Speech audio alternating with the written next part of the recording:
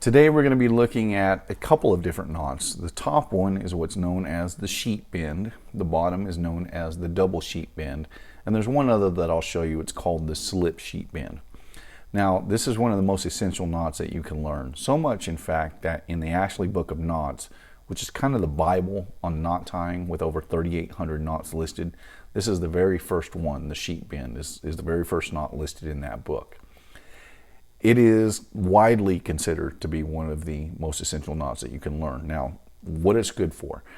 This is an excellent knot for tying two different lengths of rope together. So if you're using a rope and you find that you're a little bit short, you can extend that rope with another one, and this is the knot that you can use to quickly tie those two knots together and very securely if they're in tension.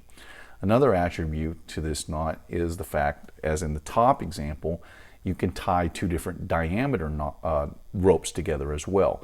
So I have 3/8 rope on this side and 3/16 on this side, but that knot will hold them very securely. Now, one of the disadvantages to this knot is that while it's in tension, it's a very good knot, but if it's not in tension, it can work itself free fairly easily. So I was able to, just with a little bit of movement, to release that knot. That is one of the downsides to this particular knot. In tension, very good. If it's not in tension, not so good. Let's tie the sheet bend. So to create the sheet bend, what you want to start with is a bite in your rope. And all a bite is a bend in the rope. Then you'll lift this up with your other rope. You want to come up through the loop you've created, and then you want to go around and under that loop. Then you want to lift up slightly here, and you want to send the working end of this line back across the top of the two sides of your loop and under the original rope, and then cinch it together, and you have created the sheet bend. Now the double sheet bend is almost identical, except you need a little bit extra length of rope. It's going to have a second wrap. So you just want to wrap around one more time and send it right back through, just like the sheet bend. All the double sheet bend is, as it implies, is a double loop.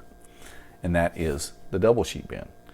Now the slip sheet bend is a single loop, but instead of having just the trailing end or the working end of the rope slip through, we're going to give ourselves a little bit more line yet.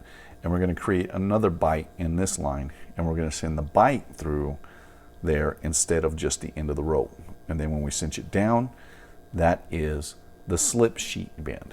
Now the benefit to this particular knot is that if you're in an application where you have tension and you need to quickly release this knot, then you can come and pull on this side and it will quickly come undone. Now what I use this knot for the most is when working at heights, we generally have to tie off a large diameter safety line. Usually that's 3/4 inch line, but 3/4 is very heavy, especially when you're trying to lug 200 feet up a staircase. And so we'll generally take a smaller diameter rope, a 3/8 or a 1/2 inch, and drop it down in order to tie on to our large diameter rope. And the sheet bend is very, very good for that. Because it's a very good knot for tying two different diameter ropes together. So in the practical sense, that's what I use this knot for the most.